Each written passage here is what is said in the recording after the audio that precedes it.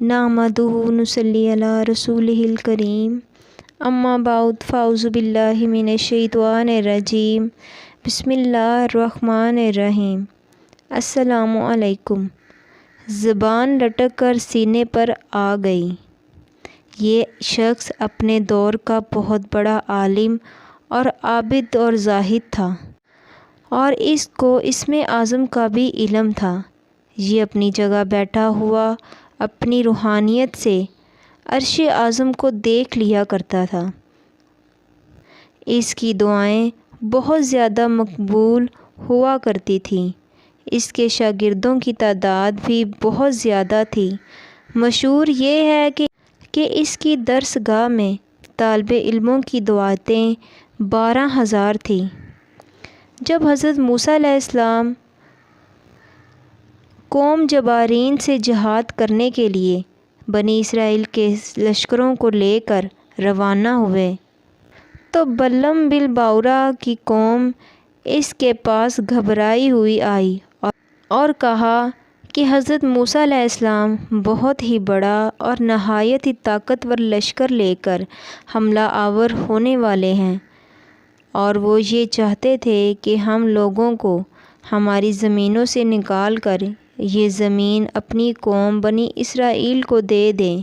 اس لیے آپ حضرت موسیٰ علیہ السلام کے لیے ایسی بد دعا کر دیجئے کہ وہ شکست کھا کر واپس لوٹ جائیں۔ آپ چونکہ مستجاب الدعوات ہیں، اس لیے آپ کی دعا ضرور مقبول ہو جائے گی۔ یہ سن کر بلعم بن باورا کانپ اٹھا اور کہنے لگا کہ تمہارا برا ہو، خدا کی پناہ، حضرت موسیٰ علیہ السلام اللہ کے رسول ہیں اور ان کے لشکر میں مومنوں اور فرشتوں کی جماعت ہے۔ ان پر بھلا میں کیسے اور کس طرح بد دعا کر سکتا ہوں؟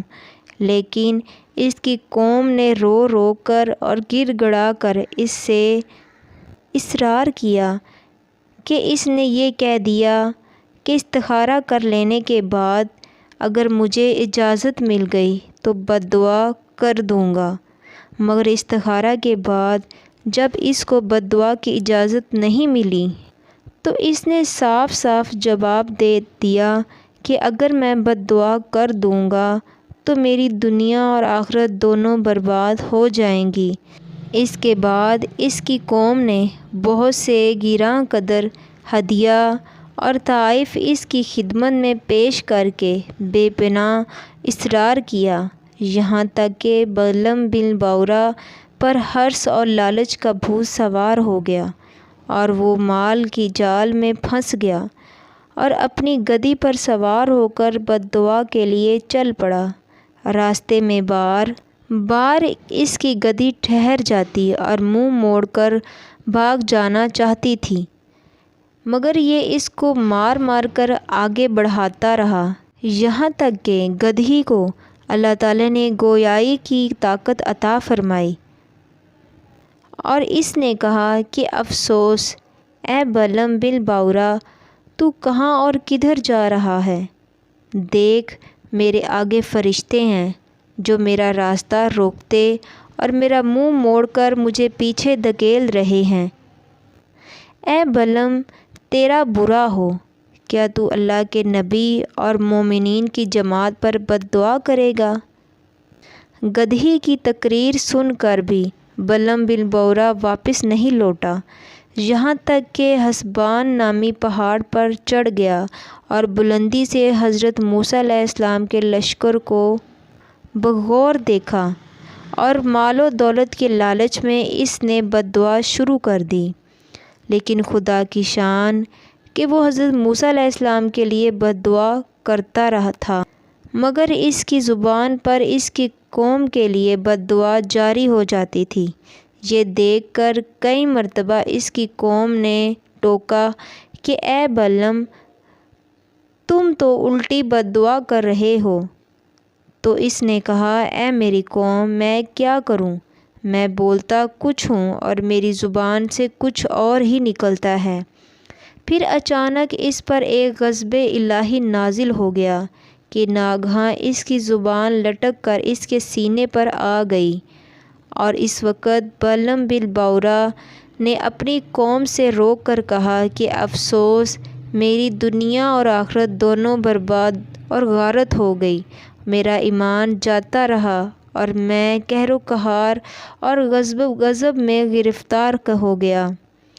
اب میری کوئی دعا قبول نہیں ہو سکتی، مگر میں تم لوگوں کو مکر کی ایک چال بتاتا ہوں۔ تم لوگ ایسا کرو تو شاید حضرت موسیٰ علیہ السلام کے لشکروں کو شکست ہو جائے۔ تم لوگ ہزاروں خوبصورت لڑکیوں کو بہترین پوشاک اور زیورات پہنا کر بنی اسرائیل کے لشکروں میں بھیج دو۔ اگر ان کا ایک بھی آدمی زنا کرے گا تو پورے لشکر کو شکست ہو جائے گی۔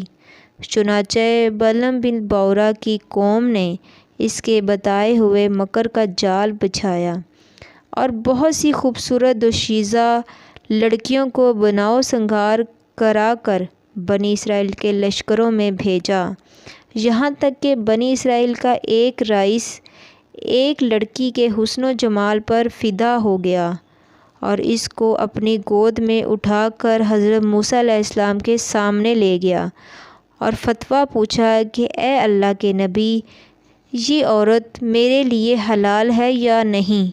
آپ نے فرمایا کہ خبردار، یہ تیرے لیے حرام ہے، فوراً اس کو اپنے سے الگ کر دے اور اللہ کے عذاب سے ڈر۔ مگر اس رئیس پر غلبہ شہوت کا ایسا زبردست بھوت سوار ہو گیا تھا کہ وہ اپنے نبی کے فرمان کو ٹھکرا کر اس عورت کو اپنے خیمے میں لے گیا اور زنا کاری میں مشغول ہو گیا۔ اس گناہ کی نحوست کا یہ اثر ہوا کہ بنی اسرائیل کے لشکر میں اچانک طاعون کی وبا پھیل گئی اور گھنٹے بھر میں 70,000 آدمی مر گئے اور سارا لشکر تتر بتر ہو کر ناکام اور نامراد واپس لوٹ آیا، جس کا حضرت موسیٰ علیہ السلام کے قلب و مبارک پر بہت ہی گہرا صدمہ گزرا۔ بلعم بن باورا پہاڑ سے اتر کر مردود بارگاہ الہی ہو گیا۔ آخری دم تک اس کی زبان اس کے سینے پر لٹکتی رہی اور وہ بے ایمان ہو کر مر گیا۔ اس واقعے کو قرآن مجید نے ان الفاظ میں بیان فرمایا ہے: اے محبوب، انہی میں اس کے احوال سنائیں جس کو ہم نے اپنی آیتیں دی تو وہ ان آیتوں سے صاف نکل گیا، پھر شیطان اس کے پیچھے لگ گیا تو وہ گمراہ ہو گیا، اور اگر ہم چاہتے تو ان کو آیتوں کے سبب اوپر اٹھا لیتے، مگر وہ تو زمین پکڑ کر رہ گیا اور اپنی خواہشات کا تابع ہو گیا۔ تو اس کا حال کتے کی طرح ہے کہ تو اس پر حملہ کرے، جب بھی وہ زبان نکالے اور چھوڑ دے جب بھی وہ زبان نکالے۔ یہی حال ہے ان لوگوں کا جو ہماری آیتوں کو جھٹلاتے ہیں۔ تو اے محبوب، آپ لوگوں کو نصیحت سناتے رہیے تاکہ لوگ دھیان رکھیں